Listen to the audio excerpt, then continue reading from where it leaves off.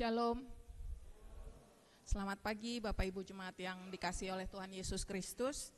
Selamat datang di ibadah Minggu pagi hari ini, di mana hari ini merupakan Minggu Pentakosta ke-16, yang sekaligus juga kita akan menerima sakramen perjamuan kudus. Tema hari ini adalah menjadi hamba yang taat dan rendah hati, terambil dari Lukas 17 ayat 5 sampai 10, dan akan dilayani oleh Ibu Pendeta Iren MTT Lepta, SSI Teol. Untuk tata ibadah perjamuan kudus pada hari ini, kita menggunakan tata ibadah dari Gereja Kristen Protestan Simalungun. Jadi mungkin nanti akan ada beberapa bagian yang sedikit berbeda dibandingkan dengan liturgi sebagaimana yang biasa kita gunakan sehari-hari.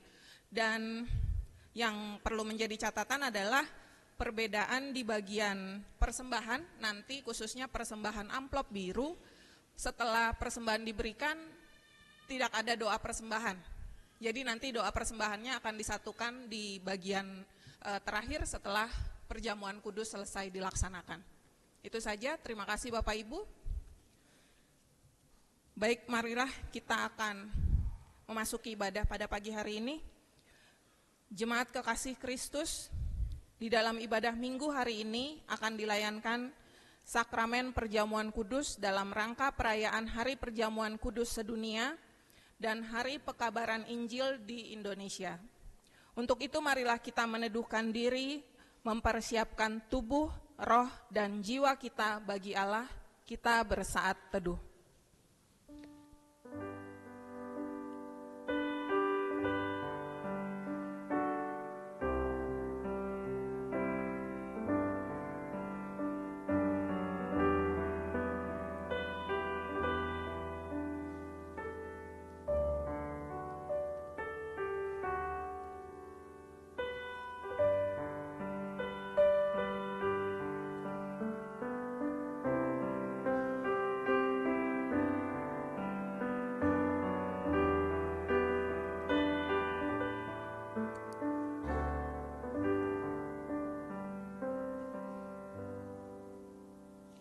Marilah kita berdiri dan menyambut firman Tuhan. Kita menyanyi dari nyanyian Kidung Keesaan 337, bait pertama sampai yang ketiga, Muliakan Allah Bapa.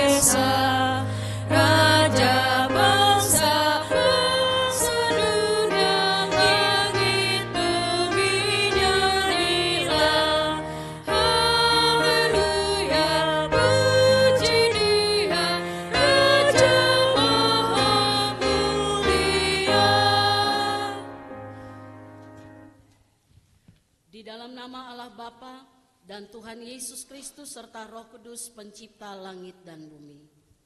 Amin.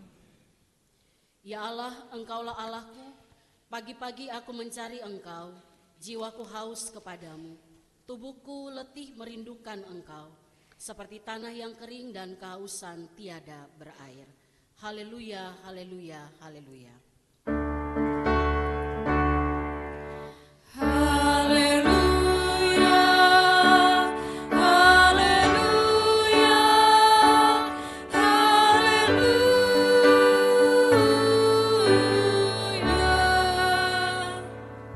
Jemaat Tuhan, saya persilakan duduk kembali.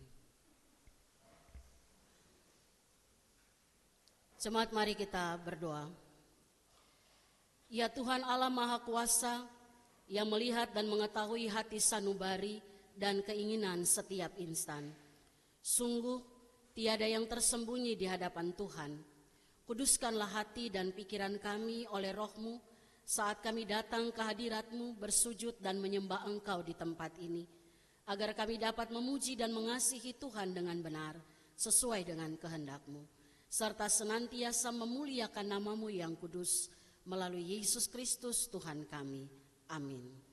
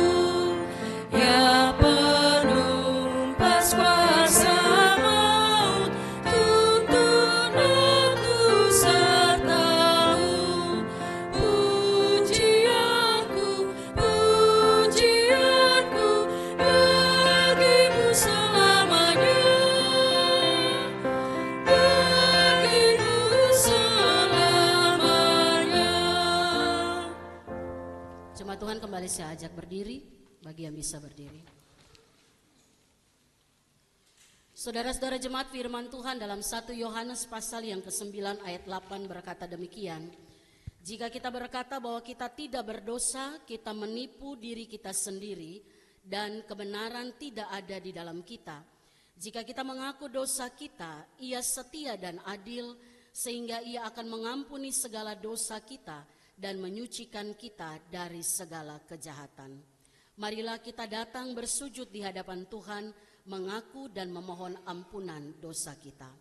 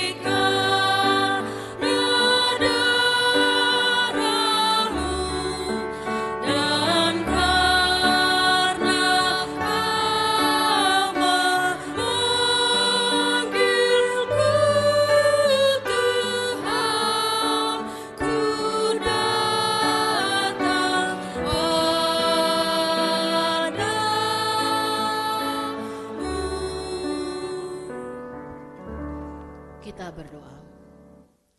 Ya Tuhan Allah Bapa yang Maha Kasih dan Pengampun, kami mengaku di hadapan-Mu bahwa hidup kami sering dikuasai oleh dosa dan kami tidak mampu melepaskan diri darinya dengan kekuatan diri kami sendiri. Kami berdosa terhadap Tuhan lewat pikiran, perkataan, dan perbuatan kami.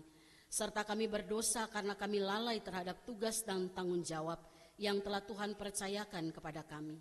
Kami tidak mengasihi Tuhan dengan segenap hati, jiwa, roh, dan kekuatan, dan kami tidak mengasihi Tuhan dengan segenap hati dan kekuatan serta jiwa kami. Kami tidak mengasihi Tuhan seperti kami tidak mengasihi sesama seperti kami mengasihi diri kami sendiri. Kasihanilah kami ya Tuhan, ampunilah dosa kami, dan tuntunlah kami menuju kehidupan yang baru, agar kami hidup di jalan yang benar sesuai dengan kehendak-Mu. Di dalam nama Tuhan Yesus Kristus kami berdoa. Amin. Jemaat Tuhan, dengan berpegang teguh kepada kuasa Tuhan, saya menyampaikan berita anugerah ini kepada saudara. Di dalam nama Allah Bapa dan Tuhan Yesus Kristus serta Roh Kudus, percayalah saudara, dosamu sudah diampuni. Amin. Jemaat saya persilakan duduk kembali.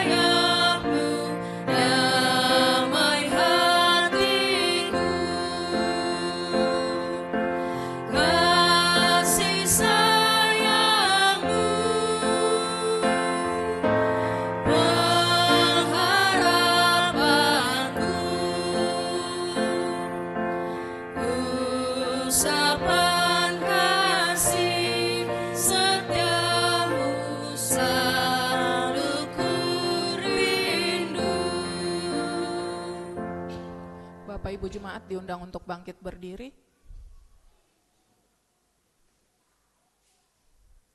Marilah kita mengikrarkan iman kita sesuai dengan pengakuan iman yang diikrarkan oleh segenap orang percaya di segala tempat dan sepanjang zaman.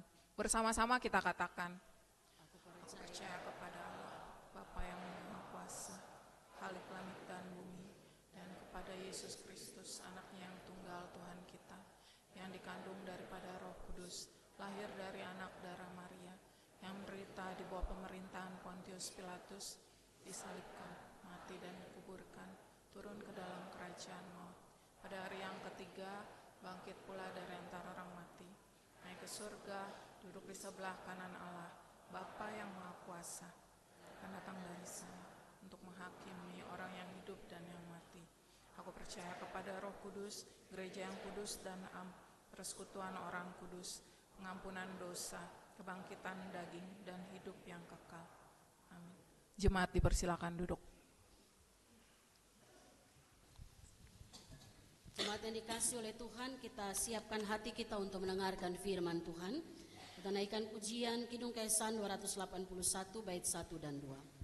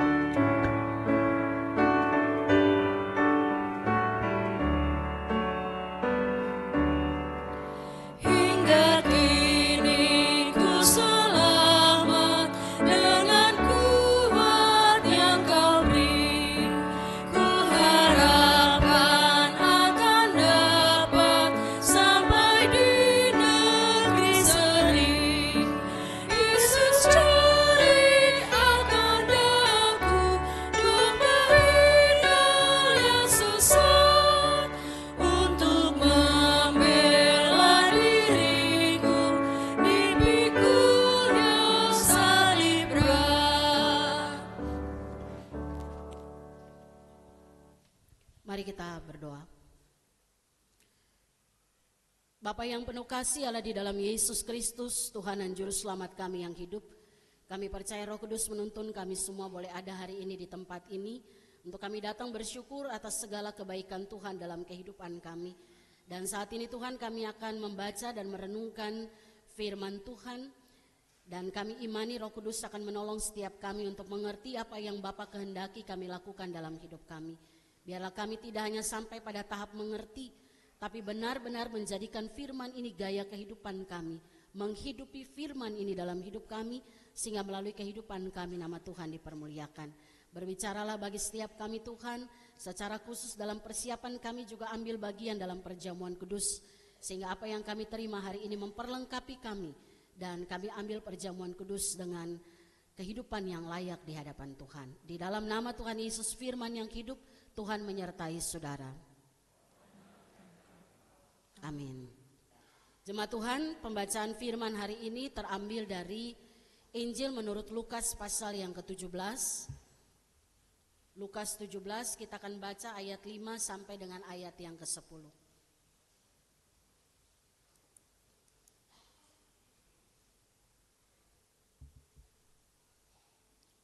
Mari yang bisa berdiri, kita kembali berdiri dan kita baca secara bersama-sama bagian firman ini. Lukas pasal yang ke-17 ayat 5 sampai dengan ayat 10 kita baca bersama demikian firman Tuhan. Kata rasul-rasul itu kepada Tuhan, tambahkanlah iman kami. Jawab Tuhan, sekiranya kamu mempunyai iman sekecil biji sesawi saja, kamu dapat berkata kepada pohon ara ini, tercabutlah engkau dan tertanamlah di dalam laut, dan ia akan taat kepadamu. Siapa di antara kamu yang mempunyai seorang hamba yang membajak tanah dan menggembalakan ternak, akan berkata kepada hamba itu setelah ia pulang dari ladang, mari segera makan. Bukankah sebaliknya ia akan berkata kepada hamba itu, sediakanlah makananku, ikatlah pinggangmu dan layanilah aku sampai aku selesai makan dan minum. Sesudah itu engkau boleh makan dan minum. Apakah ia berterima kasih kepada hamba itu karena hamba itu telah melakukan apa yang ditugaskan kepadanya? Demikian jugalah kamu, apabila kamu telah melakukan segala sesuatu yang ditugaskan kepadamu, hendaklah kamu berkata, kami hamba-hamba yang tidak berguna, kami hanya melakukan apa yang harus kami lakukan. Demikianlah firman Tuhan, terpujilah Tuhan Yesus Kristus. Ia berkata, yang berbahagia ialah mereka yang mendengarkan firman Allah dan yang memeliharanya. Amin. Jemaat Tuhan, saya persilakan duduk kembali.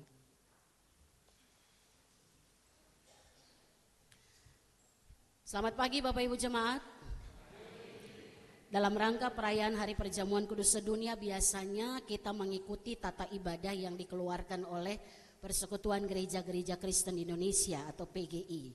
Dan hari ini kita menggunakan tata ibadah dari Gereja Protestan Simalungun, ya, GKPS, Gereja Kristen Protestan Simalungun.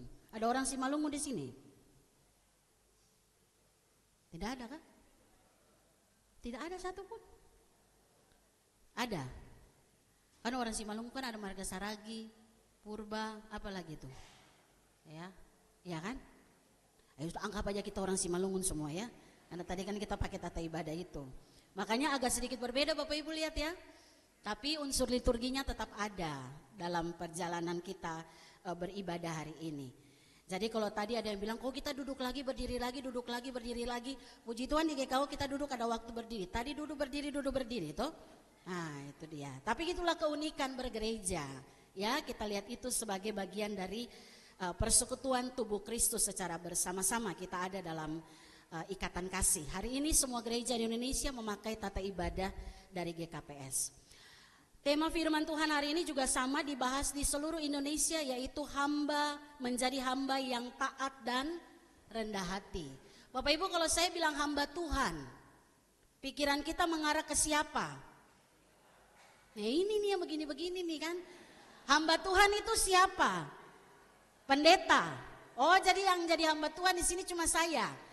Baguslah, berarti hari ini kita dapat firman Tuhan untuk jelaskan bagi kita. Kadang-kadang bilang, mau jadi hamba Tuhan enggak? Ya, enggak Bu Pendeta, saya enggak mau jadi hamba Tuhan. Padahal di dalam Alkitab salah satu identitas kita adalah hamba Tuhan. Karena memang kata hamba ini untuk pengertian sekarang dan pengertian dulu zaman Tuhan Yesus itu berbeda sekali Bapak Ibu Saudara.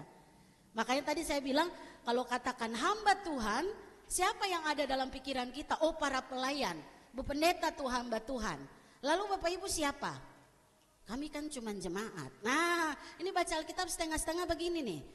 Kalau baca semua kita tahu hamba Tuhan itu adalah identitas semua orang yang berkata bahwa dirinya adalah pengikut Kristus. Siapa hamba Tuhan? Ya sudah kalau gitu amin ya. Karena memang hari ini cuma mau bahas itu saja. Kita ngerti kita hamba Tuhan dan tahu apa yang harus kita lakukan.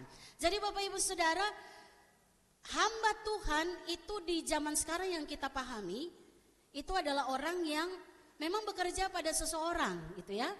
Tapi konteks istilah hamba itu sudah nggak murni lagi seperti makna hamba yang sesungguhnya. Karena di sini kita udah nggak lihat lagi orang yang bekerja sebagai budak, gitu ya. Ada di antara Bapak Ibu di sini yang kerja sebagai hamba atau budak atau jongos atau apapun lah istilahnya itu? Ada? Nggak ada kan? Karena biasanya kalaupun kita jadi pekerja, hamba pasti dibayar. Nah ini bedanya dengan istilah hamba di zaman Tuhan Yesus. Kalau istilah hamba di zaman sekarang itu ada dua. Hamba yang bicara tentang orang yang mengabdi kepada tuannya. Nah itu paling gampang kita lihat itu istilah abdi dalam. Ini Pak Eko nih orang Jogja pasti tahu. Ya kan Pak ya? Saya ingat dulu itu di Jogja itu ada abdi dalam. Itu orang-orang yang mengabdi kepada sultan dan keluarganya.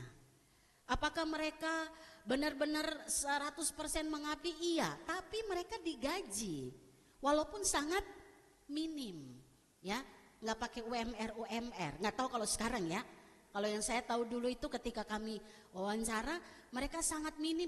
Mereka dikasih melayani sultan aja itu udah puji Tuhan, tuh ya. Tapi mereka masih dikasih gaji, masih dikasih upah.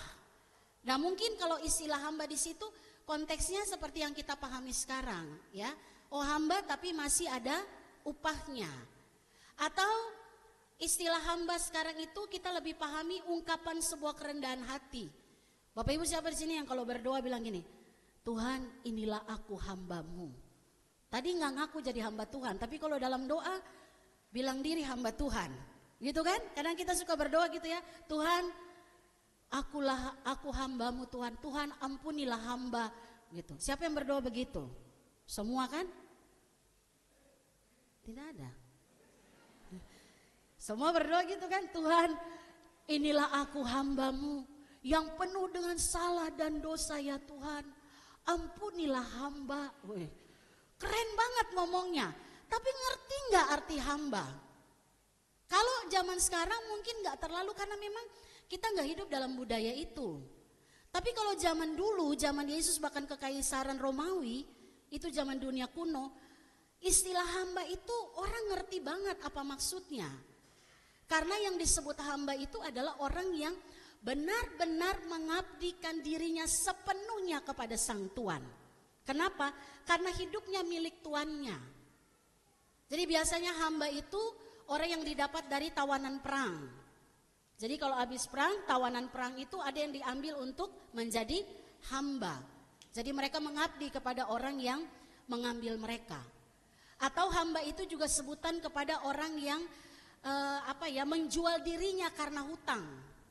Jadi kalau berhutang tidak sanggup bayar, dia akan berikan dirinya kepada sang pemberi hutang untuk melayani tanpa upah sampai hutangnya itu selesai.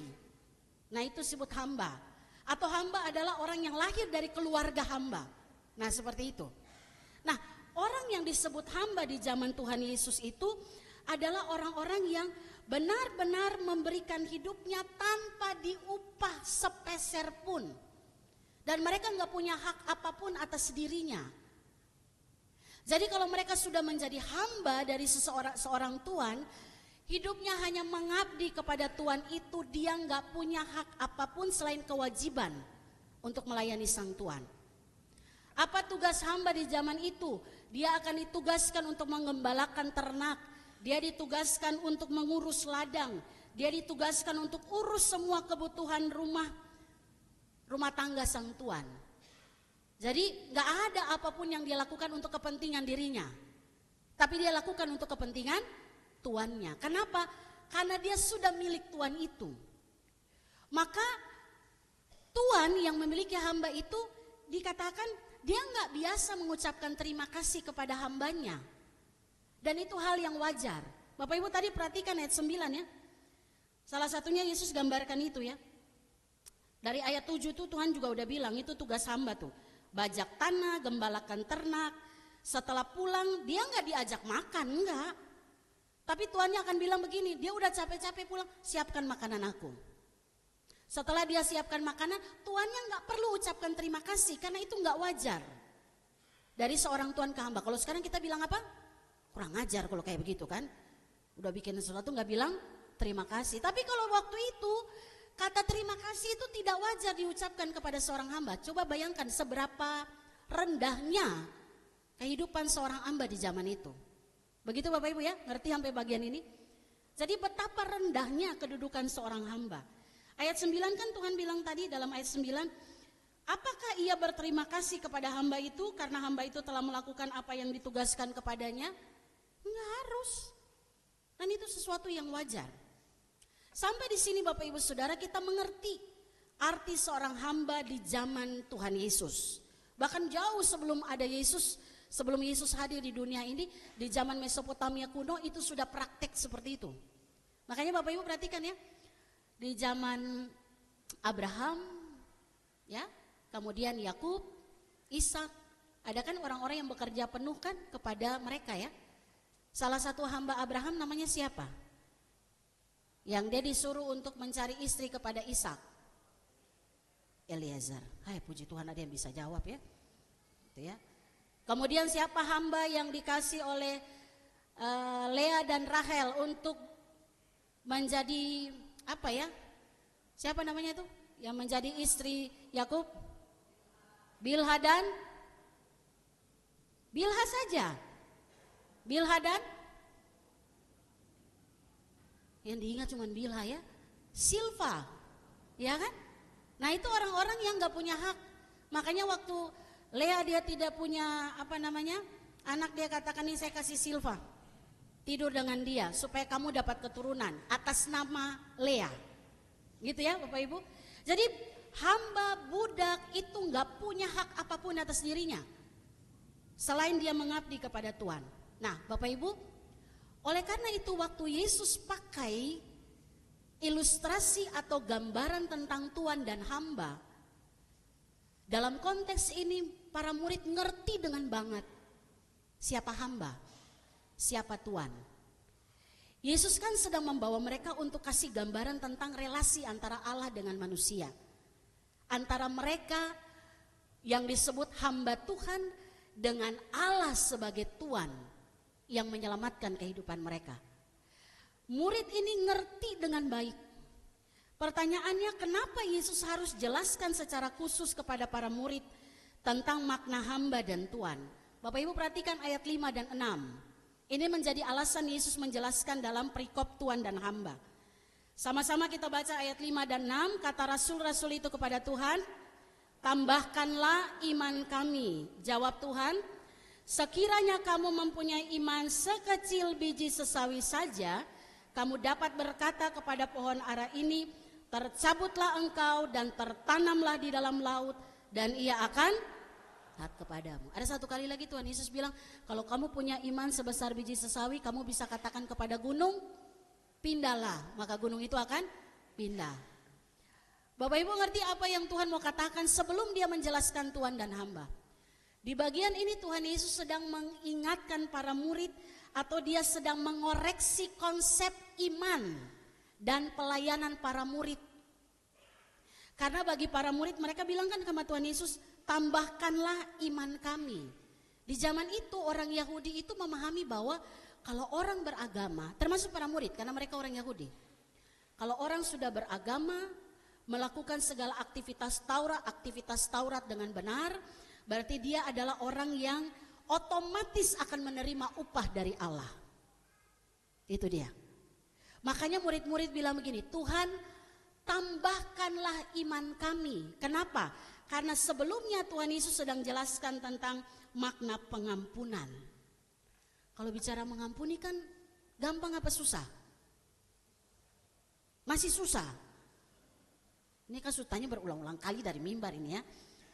Ya para murid bilang susah Tuhan, kami harus ampuni orang. Makanya tambahkan iman kami supaya perintahmu yang susah itu bisa kami lakukan. Tuhan bilang begini, enggak perlu kamu punya iman yang besar untuk mengampuni orang. Cukup imanmu kecil, kamu bisa pindahkan pohon dan bilang tertanamlah kamu di laut. Artinya Tuhan mau bilang begini, bukan urusan besar kecil iman, tetapi kepada siapa imanmu itu kamu serahkan. Amin. Kalau iman kita itu benar-benar kita letakkan kepada Allah di dalam Yesus Kristus, tidak ada hal yang mustahil tidak bisa kita lakukan. Termasuk mengampuni orang. Masih simpan sakit hati sama orang? Tidak lagi. Berarti sudah bisa mengampuni dong. Amin ya? Amin. Ini kalau paksa-paksa tanya ini jawabnya iya saja supaya cepat Ibu Pendeta ya. Oh udah Ibu Pendeta. Itu gak butuh iman besar, kecil saja, tapi kalau ditaruh pada Tuhan bisa lakukan hal yang mustahil. Salah satunya itu tuh. Nah murid-murid bilang begini, Tuhan tambahkan iman kami. Kira-kira mereka mau bilang begini, kalau Tuhan tambahkan iman sama kami bisa berprestasi lebih baik lagi. Ini konsep yang salah Bapak Ibu tentang iman. Kalau kita mau lakukan sesuatu kepada Tuhan gak butuh besar atau kecil. Relasi kita dengan Tuhan, iman kita yang kita taruh di hadapan kecil sekalipun, Bapak Ibu Tuhan pakai untuk menyatakan sesuatu yang besar bagi dunia ini. Maka ini yang Tuhan Yesus sedang jelaskan kepada para murid. Tuhan mau menegaskan bahwa hubungan kita dengan Allah bukan hubungan kontrak atau transaksi, tapi sebuah relasi kasih yang datang dari seorang hamba Tuhan yang hidup dalam ketaatan pada perintah Tuhan, bukan karena diupah, tapi karena dia bersyukur atas pemberian Tuhan. Hubungan kita dengan Tuhan bukan kayak perusahaan asuransi. Bapak Ibu tahu ya sistem asuransi ya. Kita bayar premi kan, bisa bulan, bisa 3 bulan, bisa 1 tahun. Kita bayar itu, begitu ada masalah kita klaim. Lalu kita terima hak kita. Relasi kita dengan Tuhan bukan kayak perusahaan asuransi. Bapak Ibu bayar premi melalui ibadah, baca firman, berdoa, lalu satu ketika ada masalah kita minta Tuhan selesaikan itu. Gak bisa. Relasi kita dengan Tuhan adalah relasi kasih.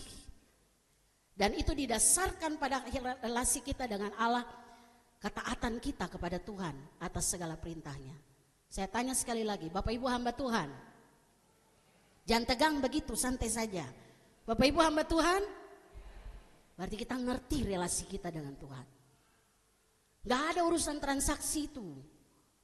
Gak bisa kita bilang begini, Tuhan karena saya sudah rajin ibadah, karena saya sudah rajin berdoa, saya gak pernah absen kegiatan gereja Tuhan, maka saya otomatis dan berhak menerima berkat Tuhan.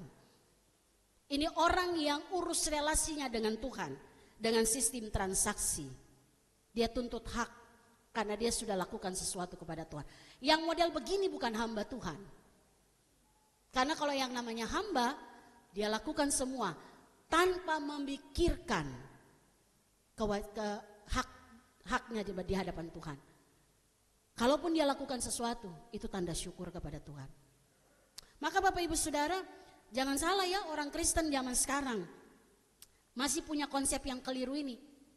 Ada yang bilang begini, kalau saya taat melakukan firman Tuhan, saya pasti diberkati. Kalau saya rajin pelayanan, usaha saya lancar. Pekerjaan saya pasti luar biasa. Kalau saya kasih persembahan, keluarga saya aman, harta saya aman. Dan ajaran itu ada di gereja. Ada yang bilang begini, kalau kita kasih persembahan, kita sedang membentengi harta kekayaan kita. Siapa ajar itu? Nggak ada.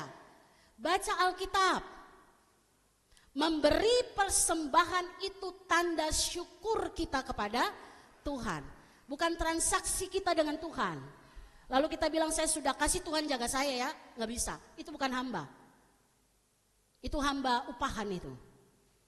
Tapi kalau kita bilang saya lakukan ini untuk Tuhan, maka karena Ia Allah yang berdaulat penuh atas hidup saya, dan saya lakukan segala sesuatu untuk Dia.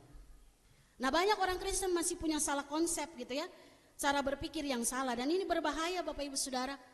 Karena kita berpikir kita akan terima hal yang baik kalau setelah saya melayani Tuhan. Bapak Ibu Saudara, ada banyak orang kalau konsepnya seperti ini, hamba upahan, maka biasanya ketika dia ada dalam lingkup gereja, pelayanan luar biasa, lakukan apa segala sesuatu bagi Tuhan. Lalu tiba-tiba ada masalah, ini yang kayak begini gampang kecewa. Ada yang begitu?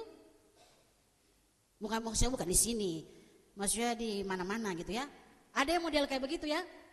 Lalu bilang begini, jadi hubungannya dengan Tuhan tuh kayak kontrak gitu. Jadi ada yang bilang, Tuhan saya kan sudah begini dan begitu, tapi kenapa harus saya Tuhan? Saya kan udah setia melayani. Tapi kenapa Tuhan gak biarkan saya terus ada dalam suasana yang nyaman? Kenapa Tuhan harus izinkan saya jatuh? Ya, saya pernah dengar kalimat itu dari mulut seseorang. Bu Pendeta, saya bukan orang yang seperti orang di luar sana tuh. Orang di luar sana itu mereka main curang, main perempuan, atau main apa itu. Terus mereka segala macam kesia-siaan mereka lakukan.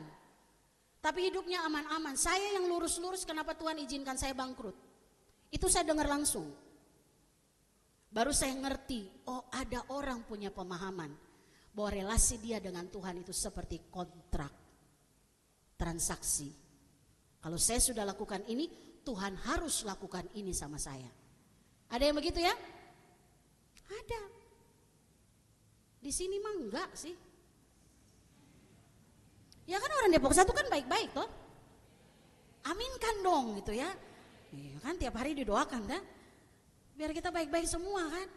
Bapak Ibu stop, kita lakukan relasi dengan Tuhan seperti transaksi. Kayak kita bikin Tuhan kayak perusahaan asuransi begitu. Kita datang berdoa, kita datang beribadah, aktif segala macam.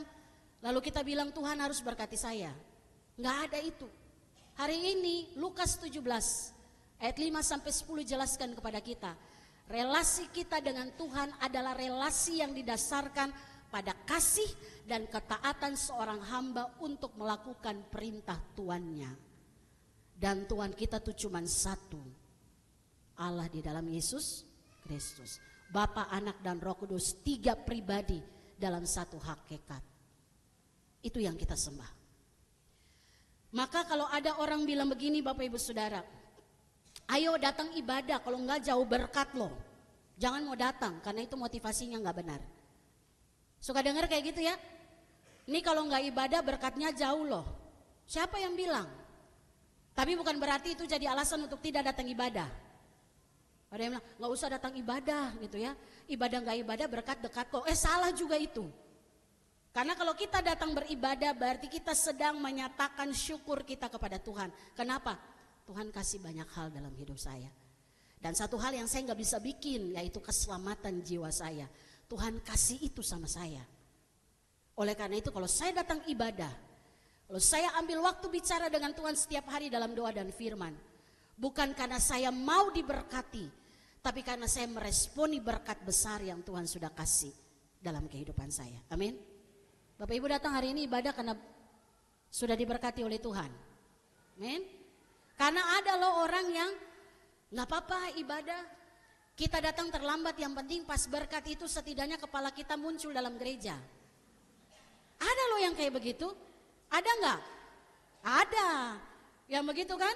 Begitu pendeta khotbah karena sudah bosan keluar, tarik dulu 1, 2, 3 batang. Contoh di sana, di sini mangga gitu ya. Tarik 1, 2, 3 batang, setelah demikianlah firman Tuhan, amin. Oh ya masuk. Oh doa syafaat, antri dulu di kamar mandi, di kamar kecil. Tapi puji Tuhan ya, saya kalau doa syafaat saya tunggu dulu. Tidak ada. Oh ya. Karena dulu sebelum kasih tahu ini, itu pintu yang di sana itu ngek-ngok. Saatnya mari kita masuk dalam membawa pokok-pokok doa kita kepada Tuhan. Begitu semua tutup mata, lihat tuh. Kayak berkeliaran semua, ngek-ngok. Saya pernah duduk di situ tuh, tempat Mbak Ira di belakang tuh sama Pak Regi. Waktu saya duduk di situ, apa ini ngek-ngok? Tuhan ampuni saya mau buka mata. Saya buka mata, oh muka-muka ini yang biasa keluar ya. Pada saat doa syafaat ya, nggak tahu kenapa kalau doa syafaat itu kayaknya kebelet aja bawaannya. Tapi kalau naik bus dari sini sampai Jogja, itu di rumah nggak minum itu. Karena kan gak mungkin kita suruh super bus stop di pinggir tol untuk mengerti kan ya? Gak mungkin itu. Kenapa ke gereja gak persiapkan diri dengan baik? Kecuali lansia. Tapi saya belum lihat lansia yang keluar ke sana loh, asli. Hari itu yang saya tengok lagi kayak orang Batak aja. Yang saya tengok itu anak muda. Mau saya kasih tahu dari sini. Kan saya ingat di otak itu siapa aja yang keluar itu. Ya, dan cukup lama lah. Saya nggak tahu apa ada pergumulan di sana juga. Lama sekali baru balik lagi. Dan biasa balik itu sebelum amin tentunya. Ya, Bapak Ibu untuk apa sih kita datang ibadah? Mari persiapkan diri kita. Kenapa? Kita nih hamba. Ini bagian dari kita melayani Tuhan. Amin.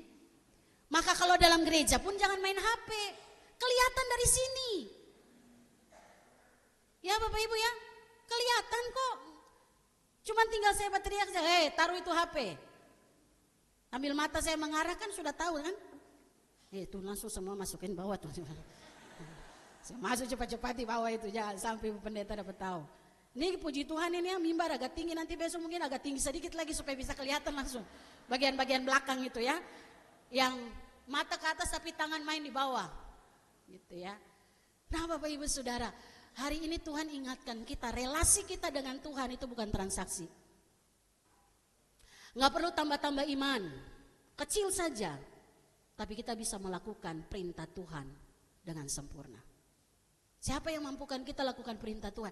Dia juga yang mampukan kita untuk lakukan perintah-perintahnya. Jadi kalau ada orang yang bilang, mari datang gereja, ya, atau ada yang bilang, sudah ibadah tapi hidup kita gini-gini aja, pas-pasan terus.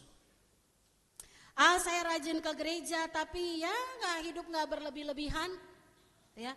Mendingan dia itu tuh nggak pernah gereja tapi tiba-tiba ada motor baru dia beli, ada segala macam. Kayaknya dia lebih diberkati. Ini konsep yang salah. Mari kita hilangkan bagian itu karena saya sudah diberkati, saya sudah dipulihkan oleh Tuhan. Maka kalau saya lakukan segala sesuatu, saya lakukan seperti untuk Tuhan. Di mana itu ayatnya? Selesai. Apapun juga yang kamu lakukan, lakukan seperti untuk Tuhan dan bukan untuk manusia. Di mana itu? Selesai. Ini memang satu kali harus taruh satu ayat untuk pulang dihafal kayak anak sekolah minggu ya. Kenapa untuk anak-anak sekolah minggu itu kita tekan sekali, hafal ayat besok baca. Kayak memang mungkin kita perlu juga bikin satu ayat untuk dihafal rame-rame di gereja, besok tes. Kolose 3 ayat 23. Apapun juga yang kamu lakukan, lakukan seperti untuk Tuhan dan bukan untuk manusia. Pertanyaan saya, Bapak Ibu hamba Tuhan, belum berubah? Belum toh? Sampai pulang dari tempat ini masih tetap hamba Tuhan? Jadi siapa hamba Tuhan? Saya tanya, saya tutup mata deh supaya dengar suara saja. Siapa hamba Tuhan? Jadi bukan lagi cuman saya ya yang dituntut, itu hamba Tuhan kok mulutnya kayak begitu, itu pendeta hamba Tuhan kok begitu. Bilang saya hamba Tuhan. Maka bukan maksudnya contoh-contoh. Saya hamba Tuhan, jadi apapun yang saya lakukan hari ini, saya sedang persembahkan yang terbaik bagi Tuhan. Saya istri di rumah, saya lakukan fungsi tanggung jawab saya dengan benar. Itu hamba Tuhan. Ini saya lagi ngomong sama saya juga, ya kan? Saya seorang suami, saya hamba Tuhan, saya lakukan tanggung jawab saya dengan benar untuk Tuhan. Karena saya sudah diberkati. Bukan saya bikin benar supaya anak istri saya diberkati, enggak. Saya lakukan untuk Tuhan, kenapa saya sudah diberkati terlebih dahulu. Saya juga orang tua, saya harus melayani Tuhan dengan menjaga, melihat keberadaan anak-anak, kasih apa yang mereka butuhkan. Karena saya hamba Tuhan, itu tugas saya. Saya lakukan seperti untuk Tuhan. Maka Tuhan Yesus mengajarkan kita hari ini, seorang hamba tidak pernah tuntut dihargai. Seorang hamba gak pernah tuntut upah, tidak pernah menuntut supaya dia dihargai. Jangan pernah cari pujian dan penghargaan dari manusia. Karena itu semu, itu omong kosong. Itu cuman untuk bikin senang hati kita. Penghargaan itu sudah Tuhan kasih sama kita. Apa buktinya? Hari ini Bapak Ibu duduk dalam perjamuan. Kalau Bapak Ibu gak dihargai oleh Tuhan, Tuhan gak lakukan itu untuk kita. Amin. Tuhan sayang kita, Tuhan hargai kita. Maka dia mau mati untuk kita. Maka mari sebelum duduk dalam meja perjamuan, masing-masing tanya bagi diri sendiri, benar gak saya ini hamba Tuhan yang sudah melakukan segala sesuatu karena memang saya sadar hidup saya hanya untuk Tuhan. Saya gak transaksi dengan Tuhan. Kalau saya lakukan apapun karena saya sudah terima semua dari Tuhan. Bukan supaya dapat sesuatu dari Tuhan. Karena Tuhan bukan perusahaan asuransi yang kita tuntut hak kita kalau ada masalah. Mari kita duduk di meja perjamuan. Sebentar Bapak Ibu akan ambil roti dan anggur sebagai lambang tubuh dan darah Kristus. Kita makan roti, kita minum anggur, dan kita tahu bahwa saya lakukan ini sebagai respon syukur saya atas apa yang Tuhan berikan. Sehingga roti dan anggur itu kita tidak jadikan barang jimat. Kalau saya bawa ini, dulu pernah itu terjadi Bapak Ibu. Ini saya cerita kisah nyata. Waktu saya pelayanan di satu tempat, tiba-tiba setelah, bukan di GKO ya, saya masih kuliah waktu itu. Setelah pendeta melayani sakramen perjamuan kudus, tiba-tiba ada yang datang. Lalu dia bilang gini, mau minta roti sisa. Roti sisa perjamuan itu loh.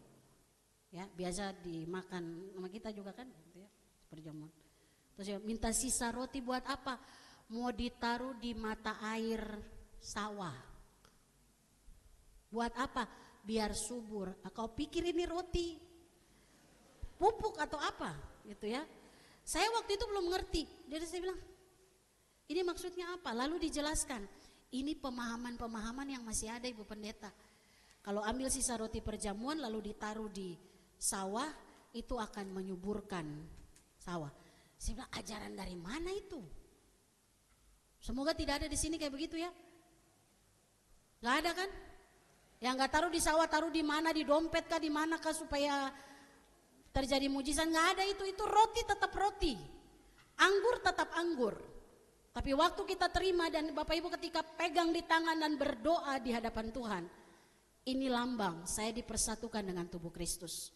Maka waktu saya makan roti, saya minum anggur ini, Tuhan, saya hanya hamba. Nyatakan agenda Tuhan bagi saya akan lakukan itu. Dan saya percaya Tuhan kuatkan saya. Amin.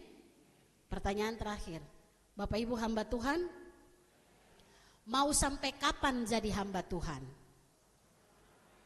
Aduh, terima kasih Tuhan, jawabannya benar. Sampai mati. Layanilah Tuhan tanpa minta balasan apapun, karena itulah hamba. Amin. Mari kita berdoa. Sekaligus kita menaikkan doa syafaat kita. Sebelum saya masuk dalam doa syafaat, saya beri waktu Bapak Ibu berdoa secara pribadi di hadapan Tuhan. Merefleksikan firman hari ini. Kita semua adalah hamba Tuhan, pelayan. Melayani Tuhan dalam bidang kerja kita masing-masing. Dan apa yang kita lakukan biarlah itu semua sebagai respon ucapan syukur kita atas apa yang Tuhan sudah buat, yaitu menyelamatkan kehidupan kita.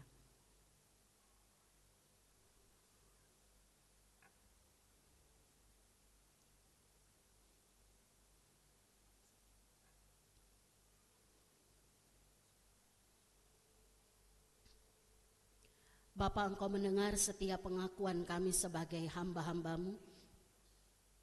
Ketika Engkau membawa kami keluar dari tawanan dosa, kami tahu kami sepenuhnya adalah milik Tuhan. Kami terima anugerah keselamatan dan kami meresponi itu dengan melakukan apa yang menjadi perintah Tuhan bagi kami, tanpa kami meminta hak kami meminta upah atau bayaran atau balasan dari Tuhan. Maka biarlah semua hal yang kami kerjakan dalam hidup kami, semua untuk kemuliaan nama Tuhan. Mulut kami pakai untuk memperkatakan berkat. Kaki kami melangkah ke tempat di mana Tuhan menghendaki kami untuk memberitakan firman-Mu. Bahkan tangan kami bekerja untuk melakukan perkara-perkara ajaib bersama Tuhan. Dan semua yang boleh kami kerjakan dalam hidup ini semata-mata untuk kemuliaan nama Tuhan. Terima kasih Bapak, pagi ini kami serahkan seluruh hidup kami. Sebelum kami ambil bagian dalam perjamuan kudus Tuhan, sucikan layakan kami ya Bapa. Segala pikiran-pikiran sia-sia yang pernah ada, kami kecewa dengan Tuhan, kami menyalahkan keadaan yang kami boleh alami, bahkan kami hilang pengharapan. Tuhan ampuni kami. Dan biarlah kami menjadi hamba-hamba-Mu yang taat dan setia. Setia untuk mengikuti Tuhan, taat melakukan perintah Tuhan. Terima kasih Bapak, pagi ini kami menyatukan hati kami. Kami mau menaikkan beberapa pergumulan kami di dalam syafaat kami. Kami berdoa secara khusus bagi 10 keluarga dalam jemaat-Mu di tempat ini. Kami doakan keluarga Bapak Januar Aribona Hutauruk, keluarga Ibu Minauli Situmorang Borusi Marmata, keluarga Ibu Riana Presti, keluarga Ibu Sarmauli Sijabat, keluarga Bapak Max Kumolontang, keluarga Bapak Bejo Kristanto, keluarga Bapak Jalu Utomodiso, keluarga Bapak Penatua Sudio Widayat, keluarga Saudara Agus Effendi dan keluarga Bapak Joni Bahtiar. Tuhan memberkati 10 keluarga yang kami bawa dalam doa pagi hari ini. Tuhan mengenal setiap keluarga dengan apa yang digumuli. Satu hal yang kami percaya, berkat Tuhan menyertai setiap keluarga yang kami doakan. Masa depan anak-anak cucu mereka diberkati senantiasa oleh Tuhan. Kami juga berdoa ya Bapa, bagi kegiatan-kegiatan yang berlangsung dalam gereja-Mu di tempat ini. Kami doakan kebaktian Padang Komisi Pelpri pada hari Sabtu yang akan datang. Mari Bapak Engkau berkati seluruh persiapan dari panitia ataupun dari pengurus Pelpri, agar kegiatan ini menjadi momentum bagi para pria dalam gereja-Mu di tempat ini untuk semakin semangat berkomitmen menjadi hamba Tuhan yang setia di tengah keluarga, gereja dan masyarakat. Kami serahkan kegiatan Pelpri secara khusus ke dalam tangan kasih Tuhan. Kami juga berdoa ya Tuhan, bagi pergumulan-pergumulan jemaat-Mu, baik pergumulan untuk anak-anak yang mencari pekerjaan, mencari pasangan hidup, keluarga yang mendambakan keturunan, ibu-ibu yang sedang mengandung, Tuhan memberkati. Bahkan anak-anak yang meninggalkan Tuhan Yesus, mereka meninggalkan iman mereka, mari Tuhan Engkau jamah hati dan pikiran mereka, sehingga mereka boleh kembali kepada Tuhan, dan oleh kuasa Roh Kudus mereka dipulihkan kehidupannya. Kami juga berdoa ya Tuhan bagi jemaat Tuhan yang sedang sakit, berada dalam proses pemulihan. Kami doakan Ibu Lemina Turnip Sihaloho, Ibu Supartina Makatipu, Ibu Yuliana Siwu, Bapak Ruslan Yudiseno, Saudara Gustaf Anmama, Bapak Sedop Kutapea, Ibu Tugila Umaryanto, Bapak Ronald Sahat Parlindungan Tobing, dan Ibu Maria Weli Mautuka. Ya Tuhan berkati jemaat-Mu yang sedang sakit, yang berada dalam proses pemulihan. Jamahan Tuhan terjadi, pemulihan Tuhan boleh berlaku bagi tubuh jasmani mereka. Dan semua pengobatan rutin yang sedang dilakukan dengan ketaatan dan kedisiplinan untuk pemulihan tubuh jasmani mereka. Terima kasih ya Tuhan, kami juga berdoa bagi jemaat yang bersukacita karena pertambahan setahun usia di minggu ini. Kami doakan saudari Eleonor Anastasia T. Hutapea, Bapak Samuel Edwin Ganak, Ibu Julia Talisman, Saudari Angelika Gisela Devita Triana, Ibu Evalina Delora, Saudari Puji Dwi Fitriani, Bapak Dafner Siahaan, Saudari Fani Alfionita Silalahi, Bapak Pendeta Martinus Richard Haurisa, Saudari Luciana Oktoviani Putri Talisman, Ibu Dwi Cahyani Wulan Payer, Ibu Marcelina Yusmina Sudarman Lusikoi, Saudari Erik Lamhot Sitorus, Saudara Erik Lamhot Sitorus, Bapak Marhadin Gultom, Bapak Mulyadi Manulang, Ibu Selviana Oktaviana Pinansang, Jericho Gavrielo Mose, Saudara Dwi Okta Joas, Bapak Theodorus Yonatan Lambermande, Saudari Alexa Oldri Tahalea, dan Ibu Netmin Antameng Pati. Berkati ya Tuhan saudara-saudara kami, bahkan juga mungkin keluarga kami yang berulang tahun di minggu ini, biarlah dengan bertambah setahun usia, mereka boleh menyadari bahwa Tuhan masih berikan kesempatan untuk menjadi seorang hamba Tuhan, melayani Tuhan dengan penuh sukacita sebagai tanda syukur atas pemberian Tuhan dalam hidupnya. Kami juga berdoa ya Tuhan bagi pos pelayanan kami yang ada di Dalung Bali, Tuhan berkati agar semakin bertumbuh.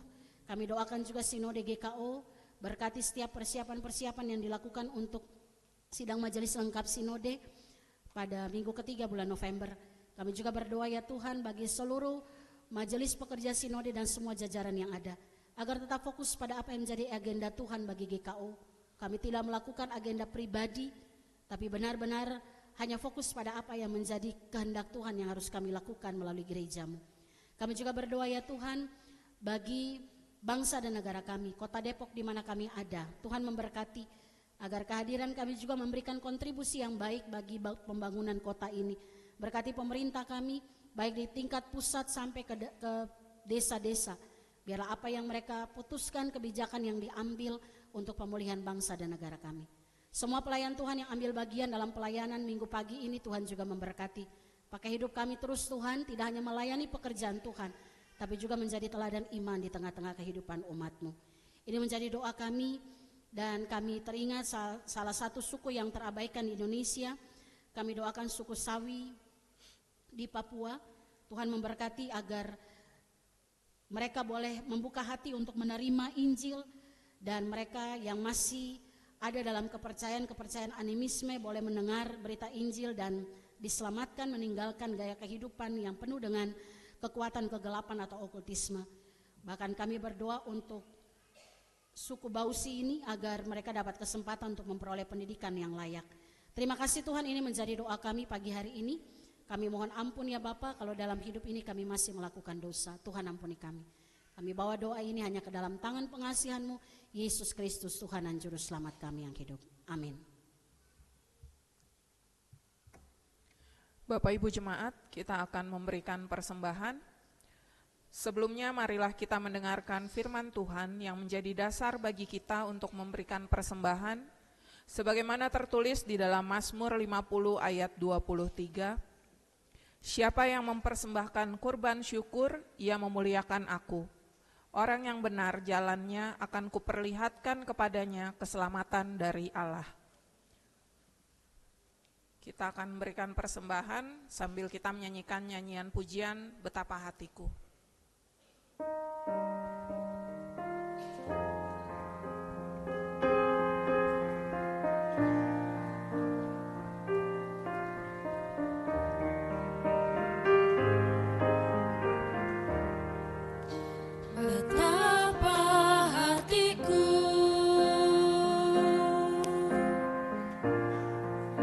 Berterima kasih Yesus.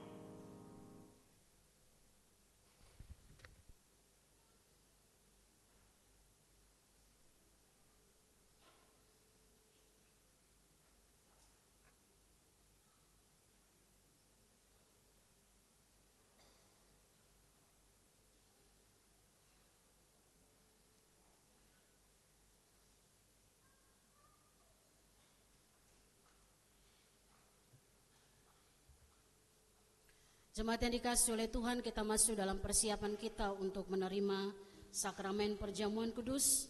Kita naikkan pujian Kidung Kesan 366 bait 1 dan 2, Mengapa Yesus Turun dari Surga.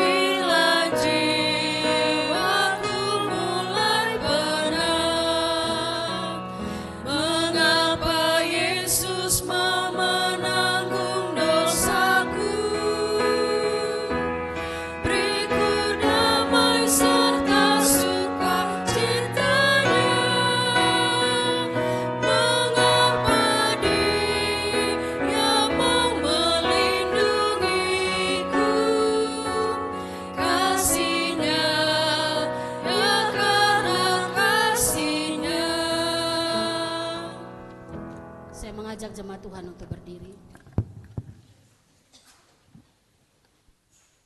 Saudara-saudara jemaat Tuhan, Yesus Kristus berkata dalam Yohanes 6 ayat 54, siapa saja yang makan dagingku dan minum darahku, ia mempunyai hidup yang kekal, dan aku akan membangkitkan dia pada akhir zaman. Mari kita berdoa. Ya Tuhan Allah Bapa kami yang maha pengasih, di dalam Kristus Yesus Tuhan, Engkau adalah sumber keselamatan dan kehidupan yang kekal melalui anak-Mu Yesus Kristus yang telah rela berkorban untuk menebus kami orang berdosa. Pada saat ini kami hendak menerima perjamuan kudus. Ya Tuhan, limpahkanlah kasih karunia bagi kami. Kiranya Roh Kudus membuka hati dan meneguhkan iman kami, agar semakin mempercayai keselamatan yang telah Engkau anugerahkan di dalam Kristus Yesus. Mari kita bersama-sama berdoa menurut doa yang diajarkan Tuhan Yesus kepada murid-muridnya, doa Bapa kami. Kita berdoa. Bapa kami yang di sorga, dikuduskanlah namamu, datanglah kerajaan-Mu, jadilah kehendak-Mu di bumi seperti di dalam sorga. Berikanlah kami pada hari ini makanan kami yang secukupnya, dan ampunilah kesalahan kami, seperti kami juga mengampuni orang yang bersalah kepada kami. Dan janganlah membawa kami ke dalam pencobaan, tapi lepaskanlah kami dari yang jahat. Karena Engkaulah yang punya kerajaan dan kuasa dan kemuliaan sampai selama-lamanya. Amin. Saudara yang dikasihi oleh Tuhan, yang pada saat ini hendak menerima perjamuan kudus, seharusnya lah kita terlebih dahulu memahami dengan jelas tentang arti dan makna perjamuan kudus bagi kita yang akan menerimanya. Perjamuan kudus adalah bukti kasih karunia Allah kepada kita.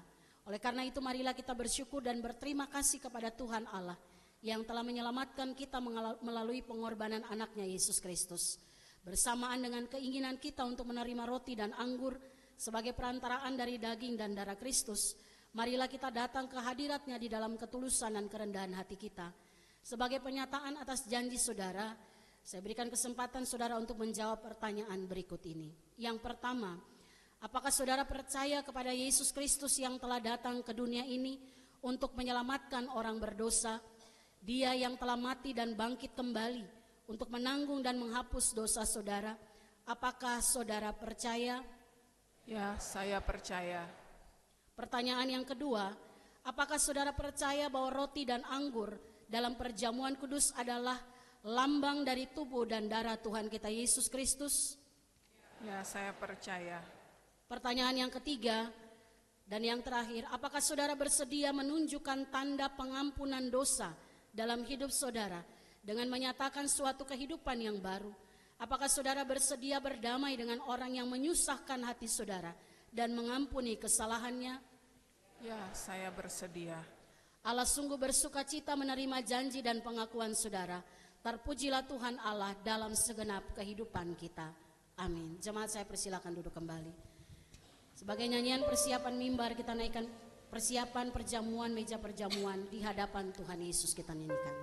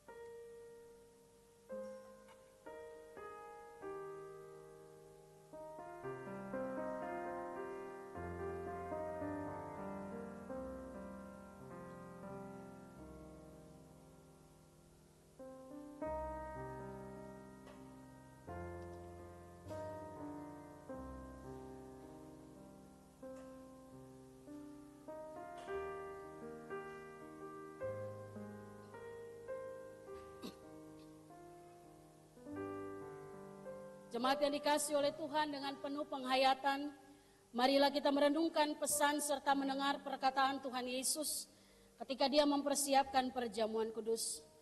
Pada malam ketika Yesus diserahkan, ia mengambil roti dan mengucap syukur, kemudian ia memecah-mecahkannya lalu memberikannya kepada murid-muridnya dan berkata, "Terimalah dan makanlah, inilah tubuhku yang diserahkan bagi kamu, perbuatlah demikian menjadi peringatan bagiku." Sesudah selesai makan, ia mengambil cawan, mengucap syukur dan berkata kepada mereka, "Terimalah dan marilah kamu semua minum dari cawan ini. Cawan ini adalah perjanjian baru yang dimeteraikan oleh darahku yang ditumpahkan bagi kamu untuk pengampunan dosa. Perbuatlah demikian menjadi peringatan bagiku."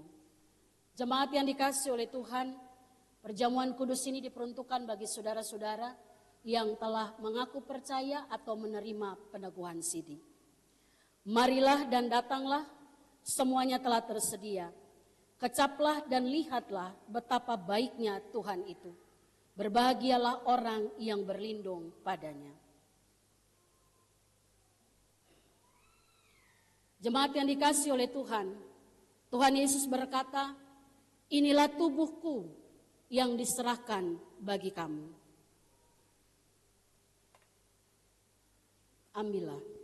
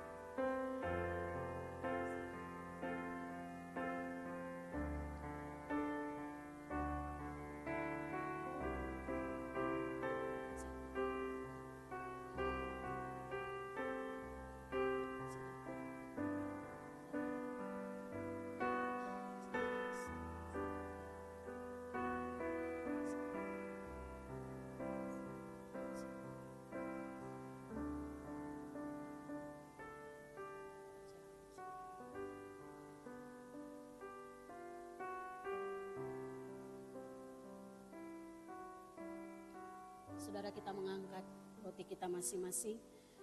Yesus berkata, inilah tubuhku yang diserahkan bagimu.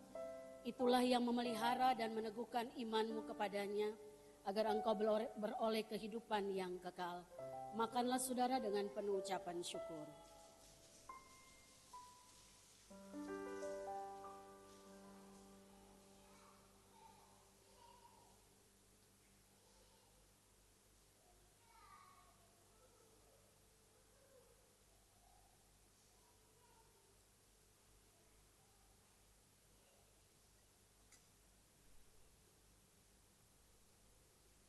Saudara jemaat yang dikasihi oleh Tuhan, Tuhan Yesus berkata, inilah darahku yang dicurahkan bagi kamu.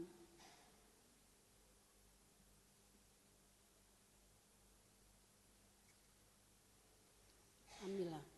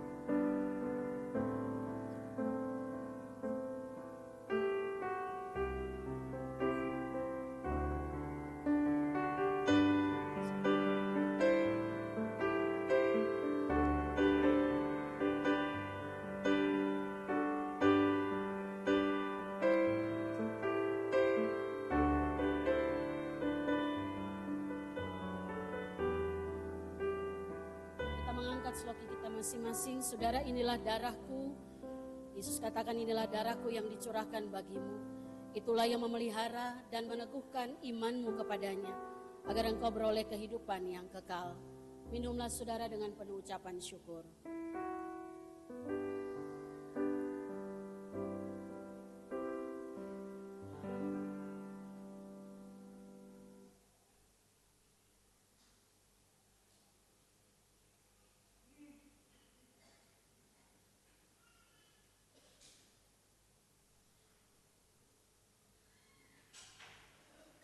Jemaat Tuhan, terimalah berkat Tuhan. Damai sejahtera Allah yang melampaui segala akal akan memelihara hati dan pikiranmu di dalam Kristus Yesus. Amin. Kita akan memberikan persembahan syukur khusus perjamuan dengan amplop berwarna merah dan sekaligus mengembalikan seloki perjamuan sambil persembahan diberikan diiringi oleh musik.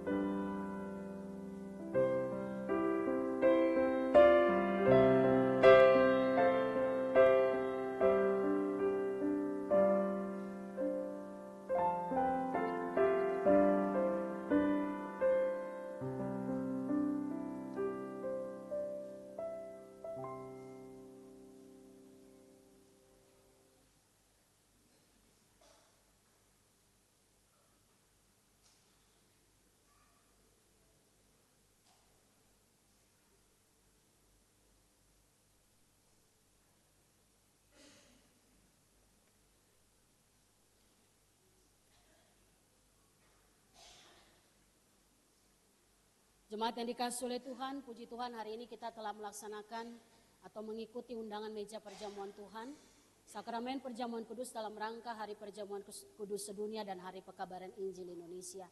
Dan kita akan kembali mempersiapkan diri kita untuk ambil bagian dalam perjamuan kudus akhir tahun yang akan dilayankan pada minggu pertama bulan Desember. Mari kita siapkan hati kita untuk ambil bagian dalam undangan meja perjamuan yang akan datang. Terima kasih Bapak Ibu Saudara, Tuhan Yesus memberkati setiap kita.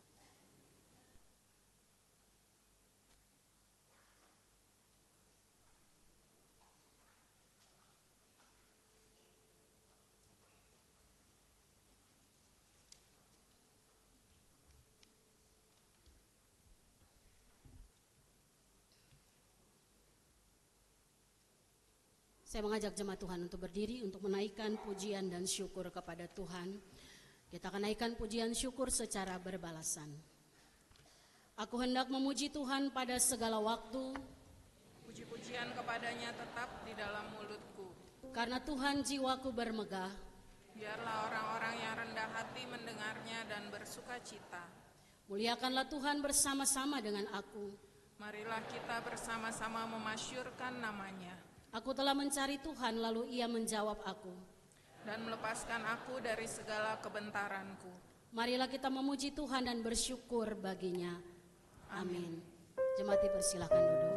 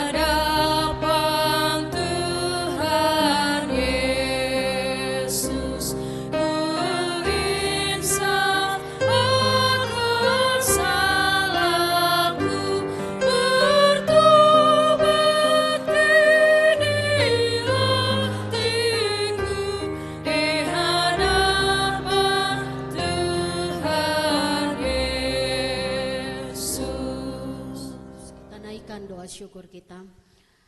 Mari kita berdoa. Ya Tuhan Allah Bapa Maha Kasih dan penuh karunia dan rahmat, kami mengucap syukur dan berterima kasih atas kasih karunia dan kebaikan-Mu kepada kami. Engkau telah mengorbankan diri-Mu demi menyelamatkan kami dari dosa, sehingga kami hidup dalam kasih-Mu. Baharuilah kami dalam menjalani kehidupan ini, agar kami semakin dikuatkan dan dimampukan untuk melakukan kehendak-Mu. Teguhkanlah iman dan pengharapan kami kepadamu ya Tuhan, agar kami senantiasa memuliakan Tuhan dalam kehidupan kami. Ya Bapa, terima kasih atas keselamatan dan berkat-berkat-Mu yang Kau limpahkan bagi kami. Saat ini kami mempersembahkan segenap keberadaan kami bersama dengan sebagian yang ada pada kami sebagai tanda syukur kepadamu. Berkatilah persembahan ini untuk menopang pelayanan jemaat-Mu. Berkati juga kehidupan dan pekerjaan, serta segala sesuatu yang telah Kau percayakan kepada kami. Di dalam nama Tuhan Yesus Kristus, Juru Selamat kami. Amin.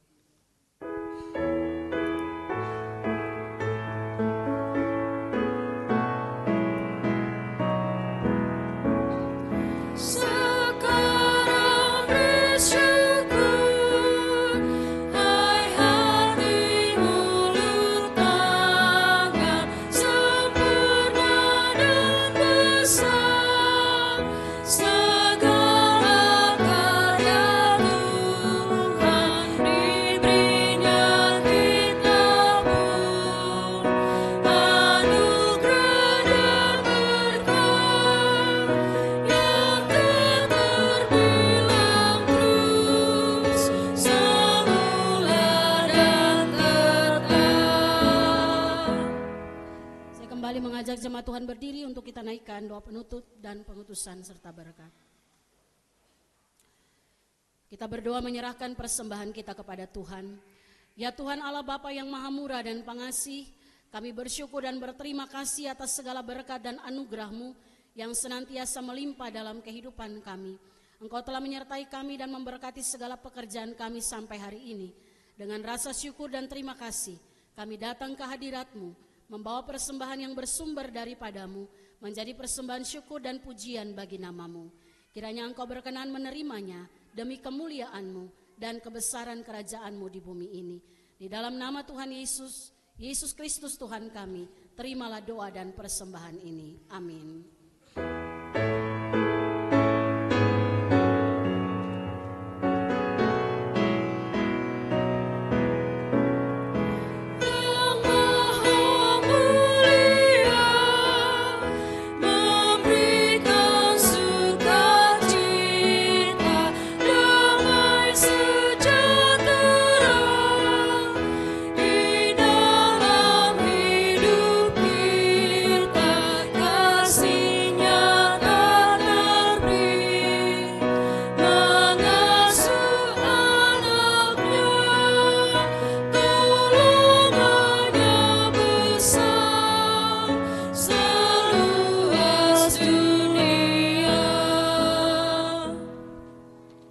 Jemaat yang dikasihi oleh Tuhan, pergilah dan berdirilah teguh, jangan goyah, giatlah selalu dalam pekerjaan Tuhan, sebab kamu tahu bahwa persekutuan dengan Tuhan jeripayamu tidak sia-sia.